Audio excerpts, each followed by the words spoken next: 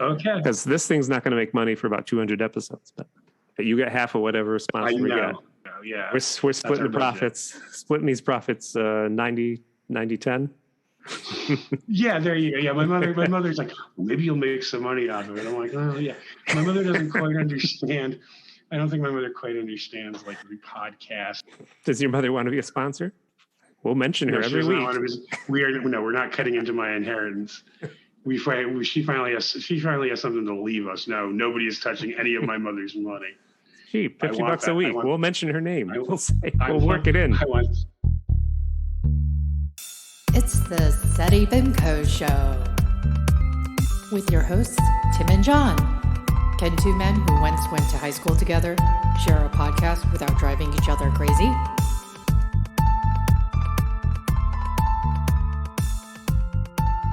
My name is Tim, and this is... And I'm John.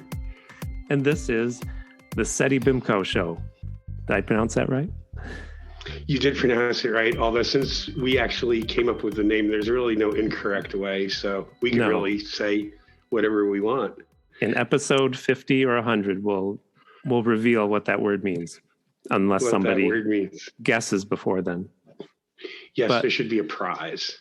If this you is guess before. Mm-hmm. If you guess before the reveal. What's the prize? Oh, I don't know. Our budget right now are the 24 deposit bottles I returned last week. So yes, and it can't be more than. And your mom wants to be $1.20. Right, and your mom wants to be a sponsor. No, my mother is not going to be a sponsor because we are not cutting into my inheritance. I know you. I spent my life being raised. My father basically drank all the money away, and basically, if it had a TV commercial, we couldn't afford it. Yes. And it's come now. My mother actually has something to leave us. No, we're not touching my mother's. Great. We're not touching any of my mother's money. Okay. We'll talk about your father later. On this show, we're going to look back at the embarrassing events of high school. We're going to interview some people we have lined up while also taking a look at movies and music of that bygone era. Yes, the bygone era. The good old days. Yes. And this week we're going to talk about something near and dear to John's heart. ABBA. Very near and very dear to my heart. Involving my adopted country of Sweden. Don't give it all away already. So, but John and I went to high school briefly. We saw each other a little bit after college. I think I came home for break and we went to the only place in our little town there's something to do, which was the bowling alley. You and I and another friend.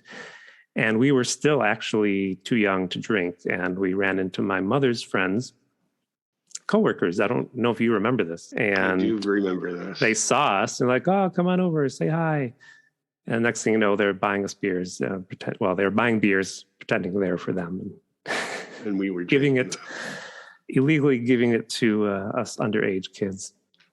But can I just add something into sure. that? It's actually a matter of timing because Tim and I, at one point, the drinking age in the state we grew up was 19, and then they raised it to 21. Right. And I was legal at age 19 for 10 months, and Tim, you must have been legal at 19 for about 8 months, because I think you're about 2 months younger than I. Okay. And then they raised it to 21, but they didn't grandfather it. So we were legal at 19, and then I was illegal for 14 months. I forgot so this. Yes. So really, at one point, we were legal drinkers, and this was at that little period where we weren't legal drinkers, which I never got. But anyway, so it wasn't like we had never had a legal drink before. There was that gap of time that we couldn't have a legal drink. Yeah, I do remember first going out, but I was in Pittsburgh in college. I think my roommate he was just like, yeah, I'll go get beer. He had a beard and he always came home with beer that he bought. And I remember just being new at that. And I'm like, I just stayed at home because I was like, I'll ruin this. I can't pretend that I'm old enough to drink. And you'll just blurt out, we're all illegal. You're yes. breaking the law by selling this to us. Tim's guilt would have. It's that Catholic schoolboy guilt, Tim. I think it's because he bought Mickey's Big Mouth, and the guy was like, "No one else is going to buy this." So, did you ever hear of that beer? I do remember that beer. Yes. Ooh, that was terrible. We drank some pretty bad stuff. Mad Dog 2020. Or the wine coolers, weren't they cheap? Bartles and James. We thank you for your support. Yeah, the stuff we drank, our palates weren't that sophisticated. It was just a question of getting drunk. Right. Yeah, that's all it was. So say you. Anyway. Well, so say I. Yes. So say I. Before I got on the prescription medication, I was self-medicating. So, John, what did you do this week? This week, I tested positive for the COVID-19 so sorry. Omicron variant. Yes. And even though you're sick, you drove to the studio to record this. And I drove to the studio. Stopped at Burger King and went in there without a mask. Stopped at Burger King, went out without a mask with my MAGA hat on, and yeah. So the deal was, had gotten the 2 shots of Moderna, got my booster shot a week ago Wednesday. Well, it'll be 2 weeks this Wednesday, but apparently it takes about 2 weeks for the booster to become effective. Yeah. So sorry to hear that. But you all right. You seem to feel okay. Yeah, I was just basically, thank goodness I got the vaccine. Yeah. I just had very flu-like symptoms. I can see you're sweating. Yeah, I am. I'm just like I'm a pool of sweat. I've got the IV bag in my arm right now, as Tim can see. So I don't dehydrate. No, I had gone to the urgent care just to rule it out. I didn't really even think I had it. I was like, well, what else do I have? It's the flu going around. And then I got the results. They said, yep, detected. That's how they word it on your positive test. Detected. Yes, detected. You missed the big storm. We had a storm here this week, and we had 8 inches in New York, and you got nothing. We got absolutely nothing. And I went walking our new dog around the block. I want to tell you that I'm not bragging, honest, I'm not bragging, but there's you always say that, Tim. I'm not bragging. You can go ahead. If you did something great, or if you have something, go ahead, just say it. I don't want to. You always preface that. Like, I don't want I'm people not to bragging, but I don't want. In my neighborhood, there's a celebrity, and they are the only ones who did not shovel their walk. I'm not going to name names because I don't want a libel suit against us right off the bat here. Right. So, but she was in the movie Do the Right Thing. And she's not doing the right thing. Don't say, she's not doing the right thing. We should get to what we're going to talk about. Well, yes. We're going to do kind of a half and half episode so that we'll give people an idea how this podcast works, because you're going to interview me about my embarrassing high school incident. But first, we're going to talk about an album. Okay, so today we are going to talk about the classic 1977 album, simply called ABBA the Album. All right. And watch the movie, ABBA the Movie. And ABBA the Movie, they came out in the same week in December of 1977. I never saw this movie because it came out the same year as what movie? Star Wars. Yeah, so. Mm-hmm. And did Close Encounters come out in 77 as well, I believe? That I don't remember. I wasn't excited about that. Yeah, I think as a child. I think as an 11-year-old, I expected it to be like Star Wars. Right. And it was absolutely nothing like Star Wars. As an adult, I appreciate it more. But anyway, I actually went, and this kind of goes to the tie-in with living in Sweden, because ABBA in the 1970s was the second largest Swedish export after Volvo. And really? Yes. Did you know that? Did not know that. They did know. They weren't actually very big in the United States in comparison to the way they were in the rest of the world. They did have one number one single, Dancing Queen, which to this day is still a song that will get people on the dance floor. They were 2 Swedish couples. There was Agneta and Bjorn, and then there was Benny and Anna-Frid, or Frida. And they were 2 married couples, and hence the acronym ABBA, ABBA. I was going to tell you that. I looked that up. Did you really? Yes. It's a palindrome. It is a palindrome. Now, there was an issue. Now, the town I lived in Sweden was a small town called Lysekil, which is about an hour north of Göteborg, which is the second largest city in Sweden after Stockholm, and about an hour south of the Norwegian border. And ABBA was actually a very prominent fish cannery. They made like sardines and anchovies and herring. They did canned fish, and that was and as a matter of fact, there was an ABBA cannery in Lysekil. Are you saying they chose this name and just coincidentally it was also, or knew? There was a contest. So you have to understand, they were the four of them before they formed the group had very successful careers pre-ABBA. I read about that too. Yes. Yes. For example, Benny was in a band called the Hepstars, and they were basically the Swedish Beatles. And they recorded some in Swedish. They recorded some in English. Benny does admit that the English lyrics were basically out of a school textbook. They were terrible, terrible English lyrics, but they were very, very successful in Sweden in the 60s, probably second only to the Beatles. Bjorn was in a band called the Hootenanny Singers. They were sort of like a folk act. If anybody recalls the Kingston Trio. Oh yeah. It was sort of along those lines, except they sang in Swedish and sang old Swedish folk songs. Agneta was basically, go ahead. Before you move on from the folk singing, I made a note here. Go ahead. I discovered a band in the 90s that everyone hates but me. I've yet to meet a person that likes this band. It's called Vartina. I made 4 pages of notes here and I can't find what I wrote about Vartina. But the band is called Vartina. They are from, I'll find the notes. I've got Murder, She Wrote on here. I don't know why I have that in my notes. But Vartina, folk band from Sweden, I think. And none of their lyrics are in English. You can look up a song on YouTube, and they're very similar sounding to ABBA. And I kind of like them more so than ABBA, but it's Varrt. I will look it up. I am unfamiliar with that. Of course, that was after I had lived in Sweden. Yeah. So if they were relatively... They're still around. Oh, I'm sure they are. Some of those bands will stay together for decades. So basically, Benny and Bjorn became friends. They were both big stars in Sweden, and various members would leave each of the bands, and Benny would sit in with the Hootenanny Singers, or Bjorn would come in and sit in with the Hepstars. And then Agneta, she was basically a teen idol. Is that the word I'm looking for? She used to write her own music. She was about 17 or 18 years old when she had her first hit in Sweden. Of course, they were all in Swedish. She basically would have been like, depending on the decade you grew up in. Tiffany. You're going to say Tiffany, aren't you?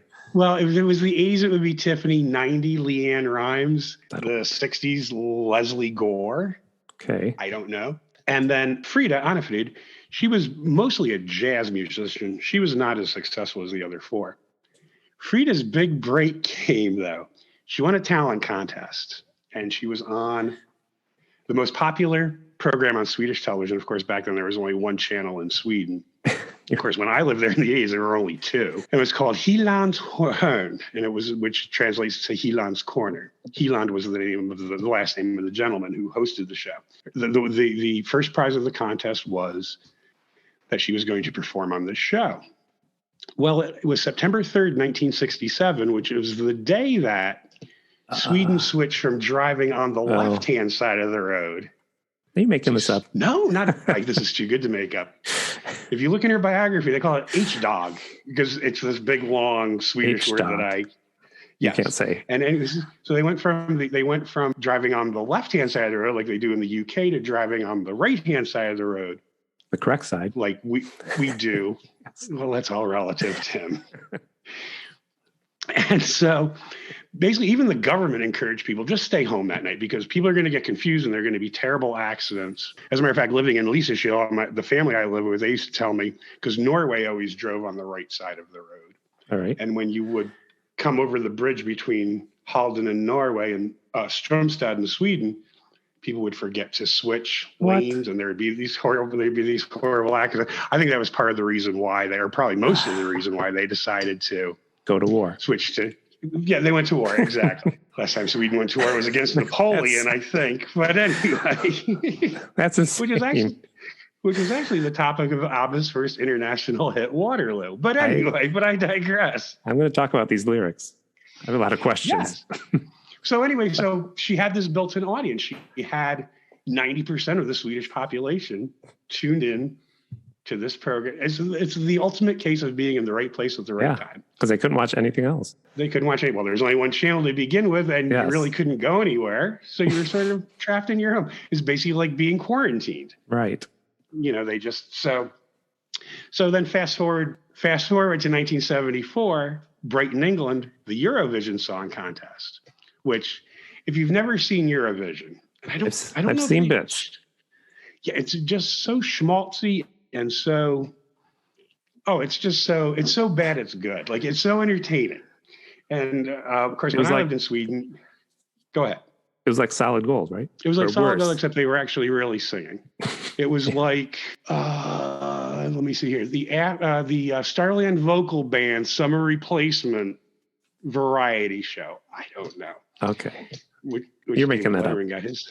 No, the Starland Vocal Band had a summer replacement show on CBS, ABC. Yes, it lasted like 6 weeks. David Letterman, that was David Letterman's first big job. He was one of the. Oh, I thought he was on He did Mary Tyler Moore's variety show. He was on Mary Tyler Moore's variety show along with Mr. Maybe Batman. That's how he got Michael Keaton. Yeah. So anyway, Sweden had never won the contest before, and they won it that year with Waterloo. And lo and behold, they wound up becoming. It was a little slow going in the beginning. The song actually even made the top 10 here in the United States. Went to number 1 in the UK. Went to number 1 all over Europe. And then it took them a while to come up with a follow-up hit, because Eurovision contest winners really aren't taken that seriously. Most of them are one-hit wonders. And then they released a third studio album, which had SOS, Mamma Mia, songs like that. Then there was the Arrival album, which had Dancing Queen and Knowing Me, Knowing You. And then in 1977 came ABBA the album. And it came out at the same time as ABBA the movie. The two really, it's not like the album is the soundtrack to the movie. It just came out at the same time. Because we were also going to watch this movie. Did you watch it, or you watched it long ago? I watched it on the little 3x3 inch screen on my computer. Because I did watch it. It cost $11 to rent on Amazon, and even though I was not going to pay $11, as much as I love ABBA, I was not going to spend $11 on the movie. I watched it for free, the French version on YouTube. So, and I read the plot on Wikipedia. There you go. So I have to say, if I were an ABBA super fan, I'd be disappointed in this movie, because I think they played 3 of their songs all the way through. The rest were like, here's half the song, and now here's the story of, there's a reporter trying to interview them. And he forgot his pass, and he just gets kicked out all the time. So his story is boring, and they cut off a lot of. It was a lot of live concert footage from the Australian tour, which took place in 1977. Lasse Hellström. He directed Cider House Rules and What's Eating Gilbert Grape. Yes, which is one of my favorite movies of all time. Is that? We just saw that during COVID. We're like, here it is. Let's watch this, because I never saw it. I hadn't seen it since it had come out, and maybe I saw it about 2 or 3 years ago.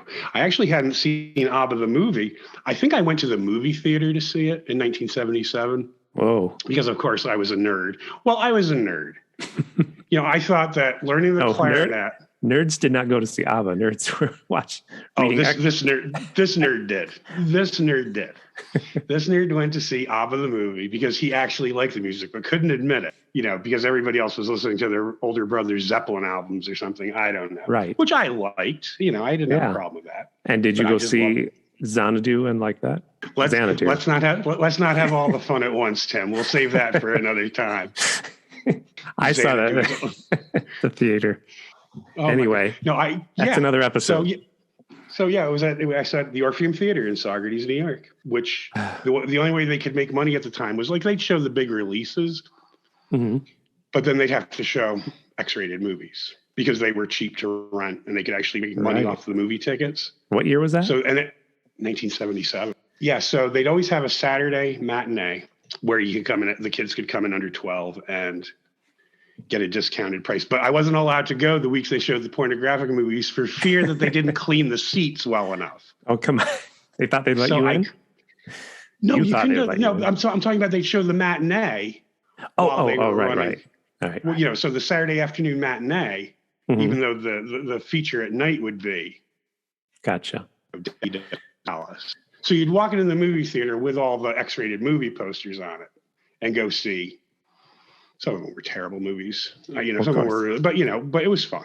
So anyway. And then I hadn't seen it again until almost 40 years later, when Turner Classic Movies ran it as a double feature with Roller Boogie with Miss Linda Blair. Do you remember Turner Roller Movie Boogie? Classics was Classic. Every once in a while, they'll go out on this limb with these really weird programming ideas. Yeah, but the reporter, I don't know. I wish he was like Inspector Clouseau and like would fall off of buildings or something. But his story was so boring. So they didn't have the budget for that. I mean, in the Wikipedia article, Lasse Hellstrom is talking about how they were basically writing the script. There was no on script. On the plane to Australia. Well, his spoke. Wikipedia calls it a mockumentary, which I guess it kind of. So basically, what it is this sort of ridiculous little story about this guy trying to get an interview with ABBA, the biggest pop group in the world at the time, right? And he has to basically go all over Australia to find them.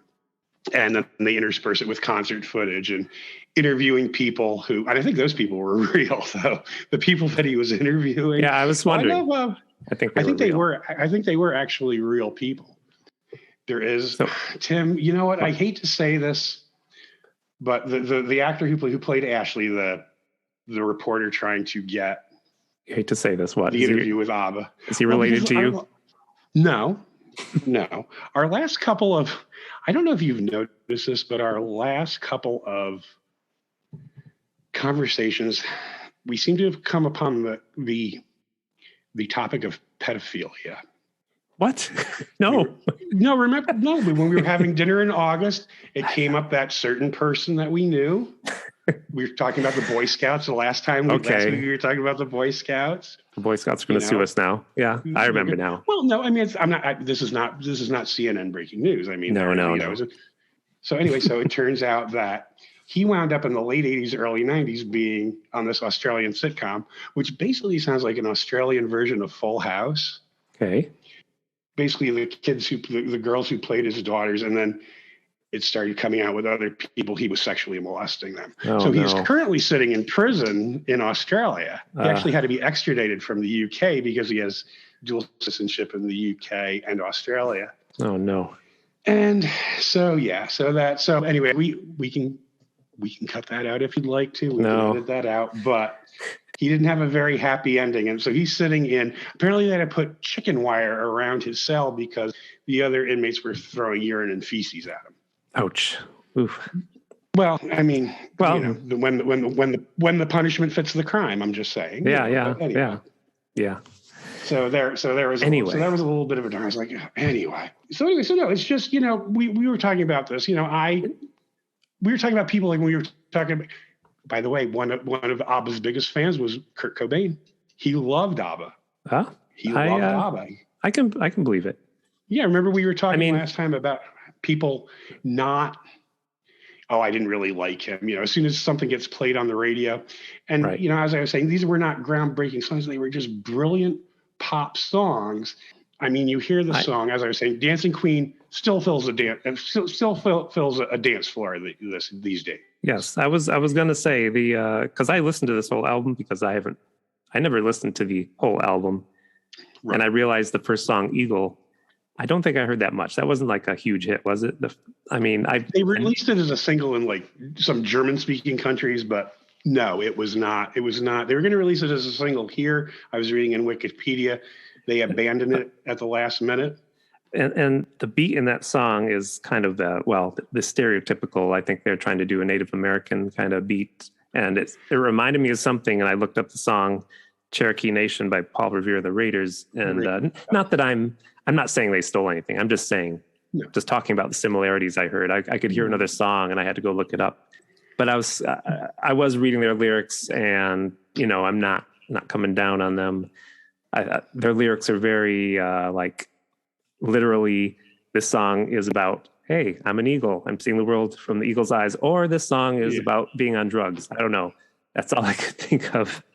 I don't think they were big drug takers. At least that's the public persona to this day they still carry out. Because then Take a Chance on Me, I also thought that's either about dating or taking drugs. Take another chance on. Well, I guess, isn't art as you interpret it? I know, I'm being facetious. No, I know you are. But I mean, keeping in mind that English was not their first language. No. That was a struggle. But as I was saying, they were just little pop. The rumor was that, and I believe this has been debunked, that the women could not speak English at all, which is a lie because I've seen interviews from the 70s with them. And that they had to actually, and maybe they had to do this anyway, but they had to actually spell all the English lyrics out phonetically for them. Oh, wow. Well, that makes sense. Yeah, I was going to talk about Take a Chance. Go ahead, Take a Chance on Me, which was actually their second most successful single on the Billboard Hot 100 after Dancing Queen, which was their only number one single. Take a Chance on Me got to number 3. That's why I know about ABBA.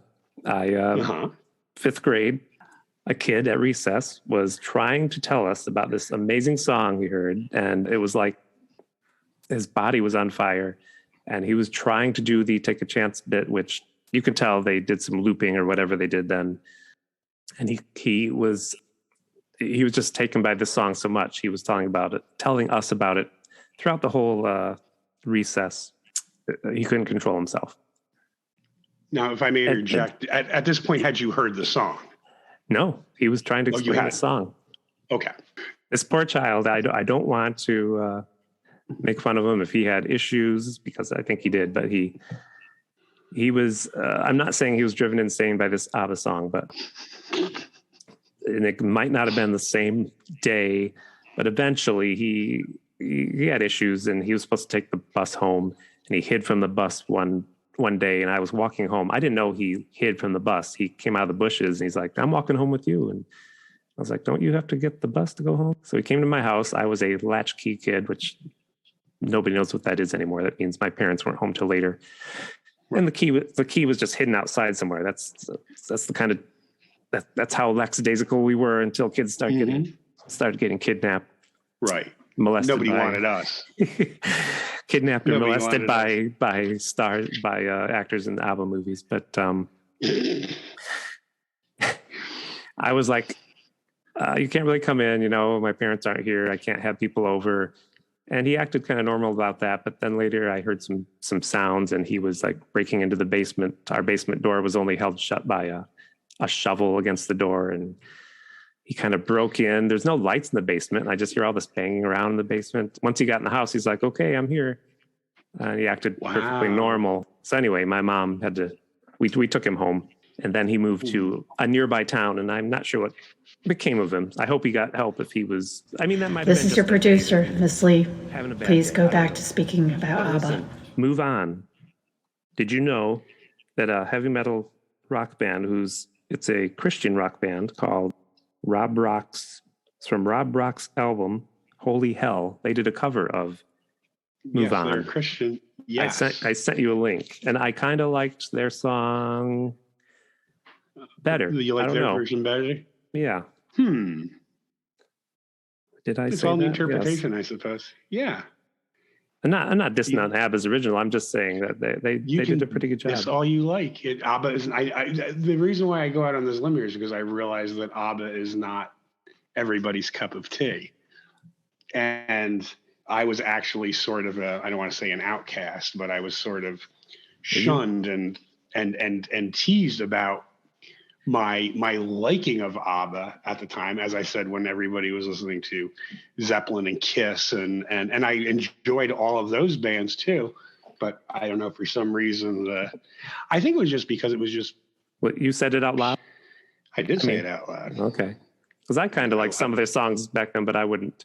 And I kind of liked ELO, but I wouldn't say much about that back then. Now I'm I liked ELO a lot. Yeah. Now ELO, now they're playing them all over the place. Now they're classic rock, Yeah. Yeah.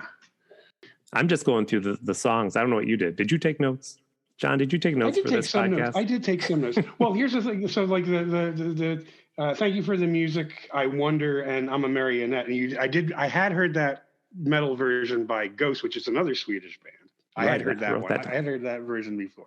I don't like that version. I don't like that one better. I like the original. The original one, yeah. I sort of like the version, the live version they did in ABBA the movie. I really like that a lot. But I like how they did. The Marionette song, that's another one that I do like, but the lyrics, I'm like, this is another song about drugs, right? You're about to spit your water out.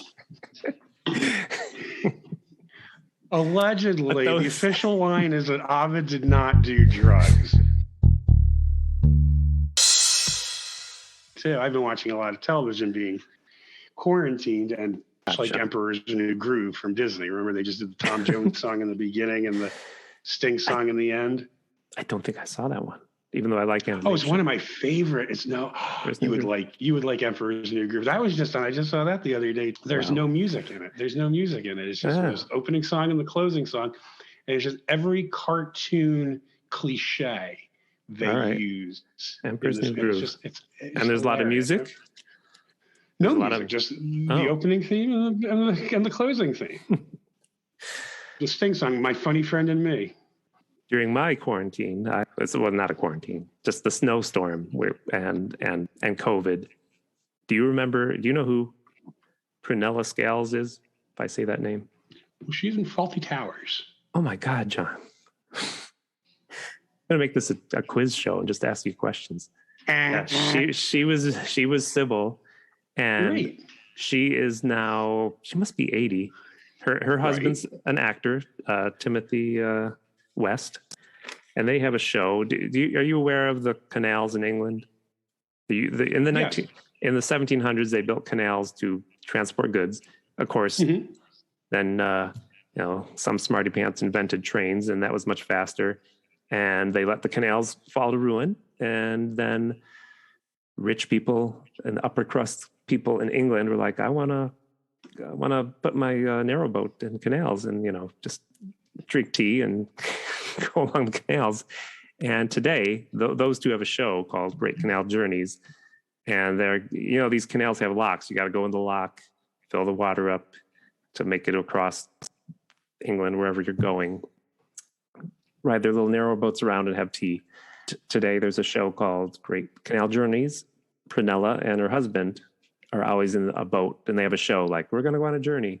And the sad thing is Prunella has Alzheimer's, but I am also upset that they're doing this show. Well, if she enjoys it, it's fine. But he steers the boat, and she's the one that jumps off with the ropes and ties the boat when you got to cast off. So there are many scenes of them getting going, and he's like, Prunella, you didn't untie the rope, and you hear things breaking, and I hear glass breaking, and she's like, I'm so sorry. Oh, poor Prunella. But I don't know how many seasons that show has, but that's what I've been watching. And he's very and he smashes that boat in. He rents these boats, and he smashes into bridges. He runs into other boats. I'm laughing, but I'm sad because they must be 80. Right. But I'm happy they're out doing stuff. But it's sad she's got Alzheimer's, and he's like running into things. And you can tell he's like a fuddy-duddy, impatient English man. Anyway, that's my review of Great Canal Journeys. 2 thumbs up. 2 thumbs up.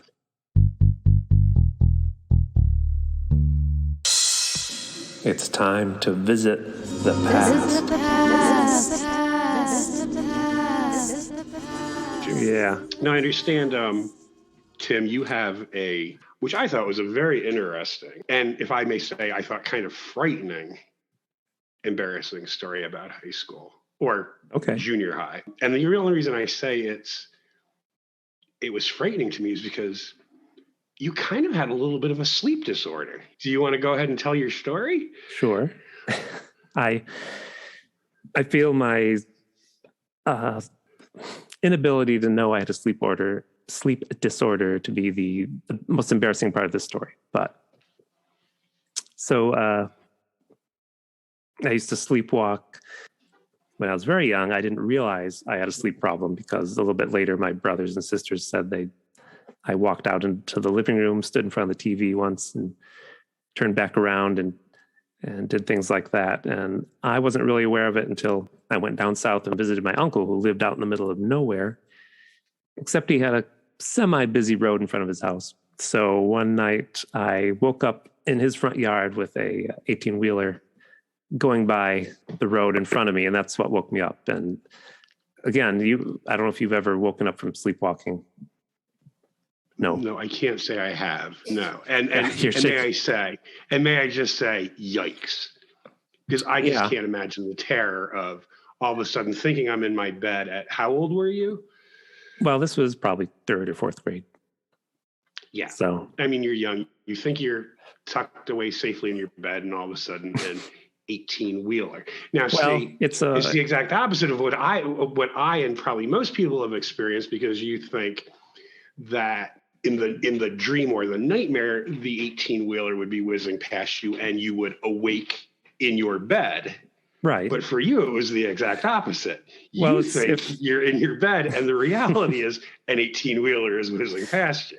If you've never experienced this, it takes a while to wake up. And I slowly woke up and remembered that I'd spent what seemed like a half an hour trying to unlock the front door of my uncle's house, because those are locks I'm unfamiliar with. So I kind of had this flashback memory of getting up, trying to get out of the house for a while, and walking down the sidewalk. So I just ran back inside, because when you're that young, you think you'll be in trouble.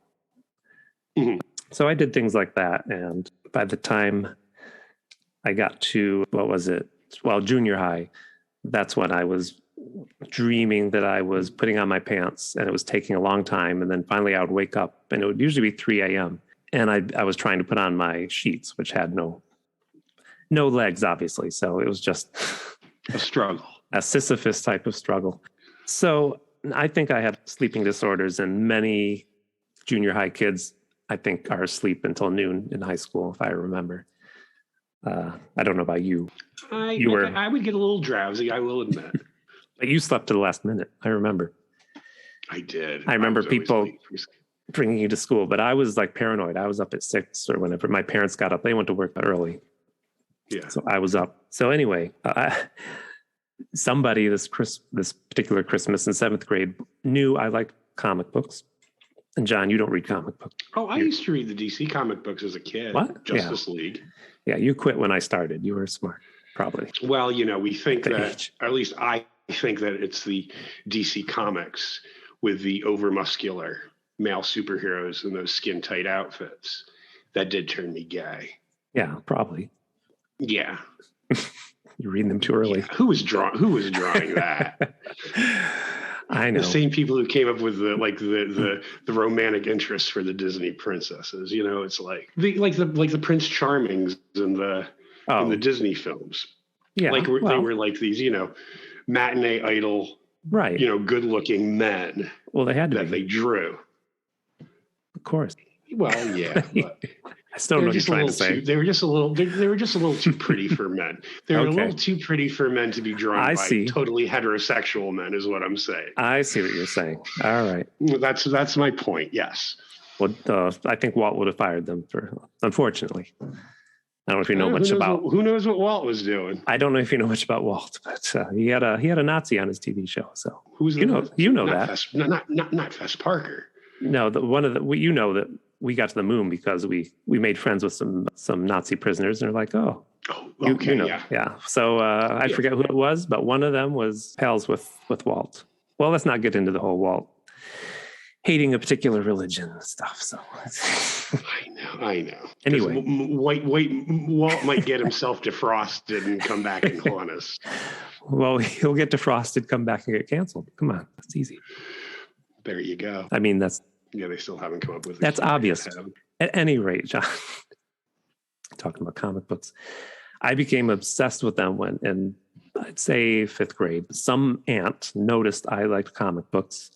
I don't know if you got a present like this, like you owned one notebook with Welcome Back Kotter on it, and your aunt buys you Welcome Back Kotter shirts and Welcome Back Kotter underwear because she thinks Welcome Back Kotter is your favorite thing in the world. But suddenly you got a Welcome Back Kotter lunchbox, and I know. some aunt who didn't know what to get me for Christmas bought me Hulk pajamas that were sickly pea green. Picture the Hulk by Herb Trimpe on it, for those comic book fans out there. This was 7th grade, around the time that I think some kids are like, I don't need to wear pajamas anymore, or you're growing out of them and your parents don't buy you pajamas. And like, I don't know what pajamas are for. Right. Let alone pajamas with the Incredible Hulk on them. Right.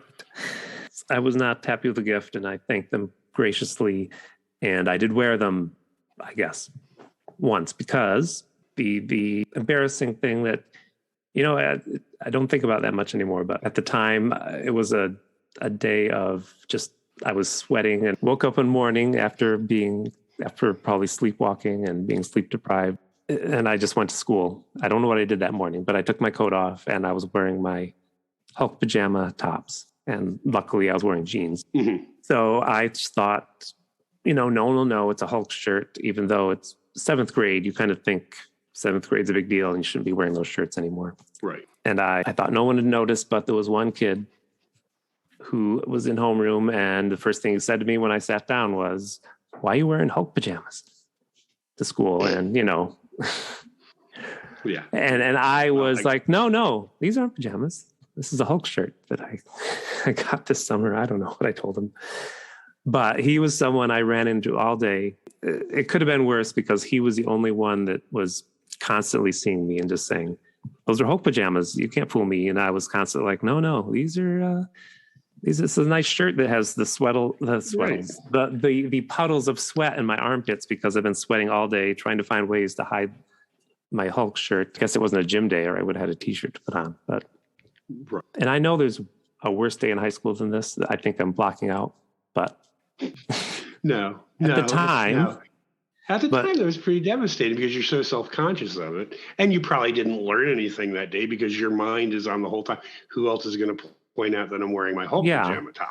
I think thing was that I really never until I was older did I realize I've got a lot of sleep problems, because I went to, we'll get back to the pajamas, but I went to Europe on a Europass, did you do that? Yeah. I slept in a youth hostel, and while sleeping there, I did wake up one night, turned on the lights, was convinced there was a squirrel in bed with me, and I was getting my travel companion and telling him about it, and waking up other people. And this is a case just like when the truck woke me up, that it took me a little while to realize, there's no squirrel in this room, and I'm waking everybody up, and this is real. Right. It's not a dream.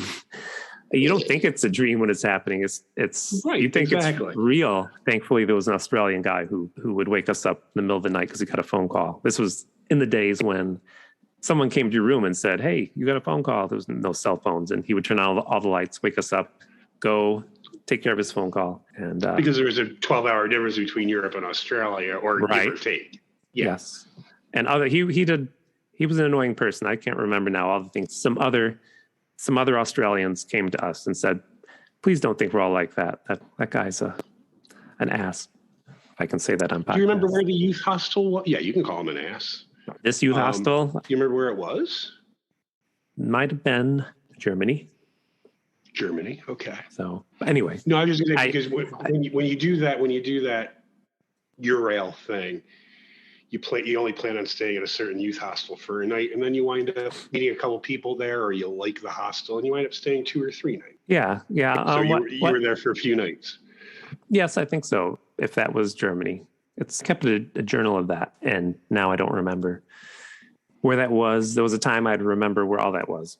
But I think in Germany, I met a fellow who was drinking with me.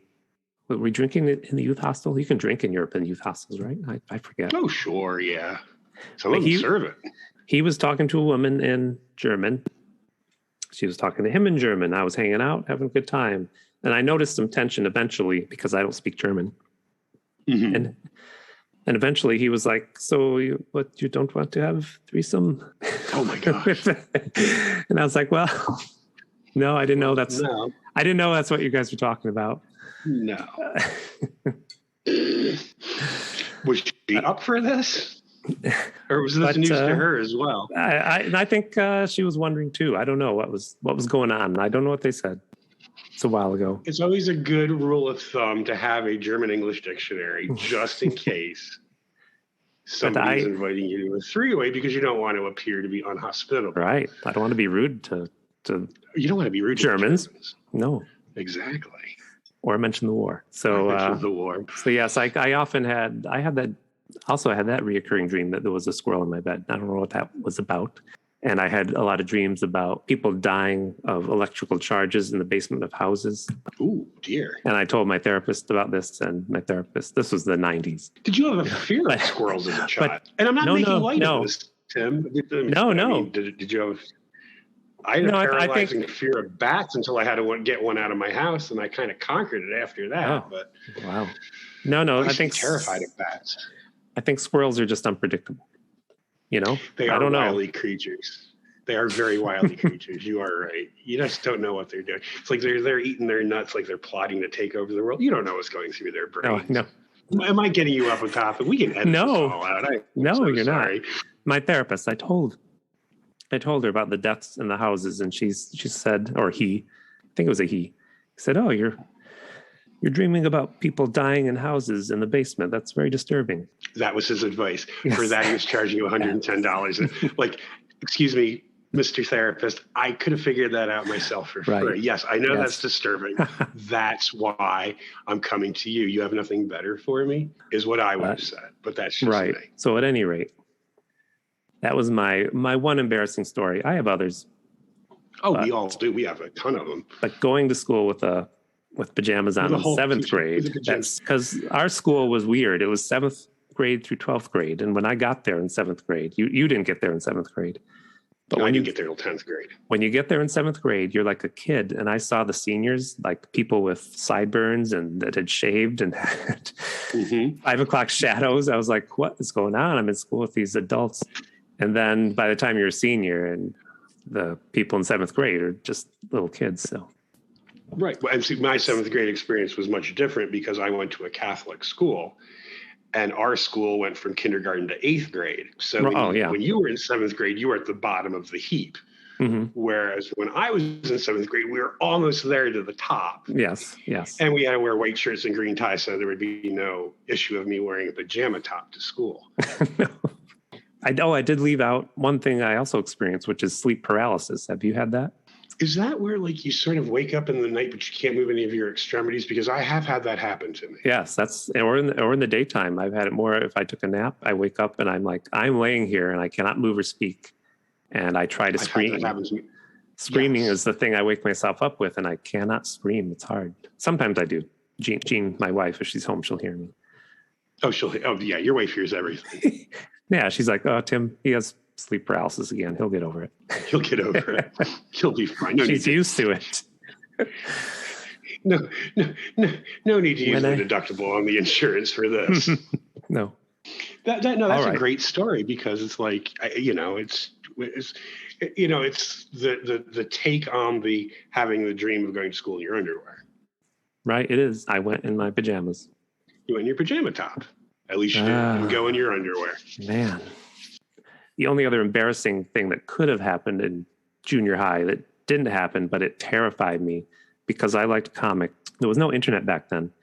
I joined a little homemade comic exchange. They're called Underground Comics, which I'm sure you've heard of. It's just you make the comic, you Xerox it so that you make 10 copies and you mail it out to this person who then you'll never meet in your life. Right. And they send you comics they made. And I was like, this sounds like fun. I draw my own it was the first time I drew my own comic. They're called mini comics. They're very small. So I did this. I joined this group. I found the magazine. So I got home from school. I get home from school first. I'm a latchkey kid. That means they hide the key out back. I pick up the key and no one's home. So I usually get the mail and the paper first. And I got my first package, a cartoon from someone I don't know. And I rip it open, start reading it. And it's a very graphic comic about homosexual pirates. And by graphic, I mean... like showing the full... Showing everything. Because I had no idea. Can we say anal sex on the podcast? If not, we'll edit it out or bleep it out. No, but we're talking about like full on pirate on pirate action. Right. I had no idea what Underground Comics were. I panicked for many reasons, such as the panic of you're in 7th grade and other kids are like, you ordered gay comics. You ordered gay comics? Or my parents finding that I somehow got a hold of gay comics. So I had a subscription for like 3 months or something. I had no way of stopping it. So I came home every day like, oh my God, where's the mail? I got to check the mail. I got to set the mail on fire. Well, that was going to be my question. How did you get rid of it? I've got to set the mail on fire. I tore it up and flush it down the toilet. I can't remember. I think that probably would have clogged it. That Xerox paper. Then the guy from the Department of Works was going, "Hey, there's a homosexual pirate comic book clogging up your drain." I'd have to blame newspaper. I would just say, I don't know. John Kelly was here. How'd that happen? It must have been his stuff. Yeah, so you're gonna blame me. Yeah, John Kelly. He went to see the Blue Lagoon for the guy. Mm-hmm. So anyway. Oh boy. That would have been bad, but I was able to. I think I tore them up and shoved them down at the bottom of the garbage and just thought, okay, this will never be found. But now I'm thinking the person who is sending out comics with hot pirate on pirate action gets the comic written by the 7th grader. And they're like, what the hell? Mine was very political. There's no man-on-man action in this. No, what the hell? It's just some robots and a superhero. Come on. The robots and a superhero. The robots don't even have sex. Oh my God. 3 months of this?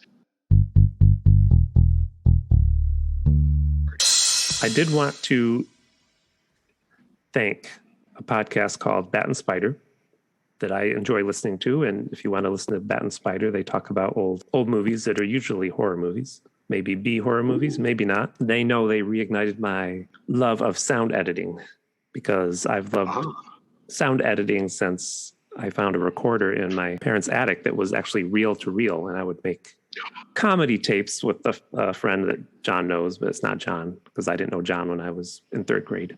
I would use an erector set for sound effects. At any rate, much to Bat and Spider's dismay, I've called in with a lot of sound effects, sound editing, and re-editing of their voices. SEDDYBIMCOE has an email if they would like to send in their own sound editing of our voices, or if anybody wants to send us an email, they can email us at seddybimcoe@gmail.com.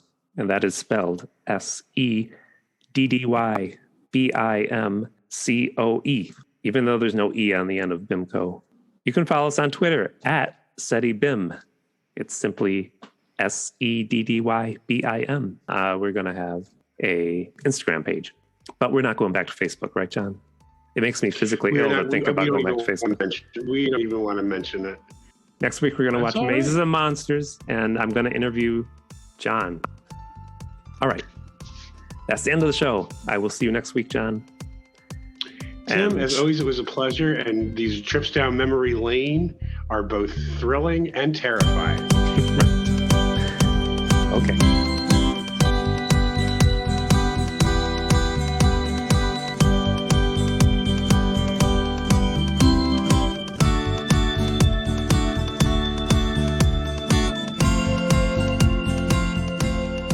Seddy Bimcoe is a podcast by Tim Hamilton and John Kelly. Produced by Miss Lee. Music by Tim Hamilton. This has been a Pity Party Line production. Party line, it's a party line.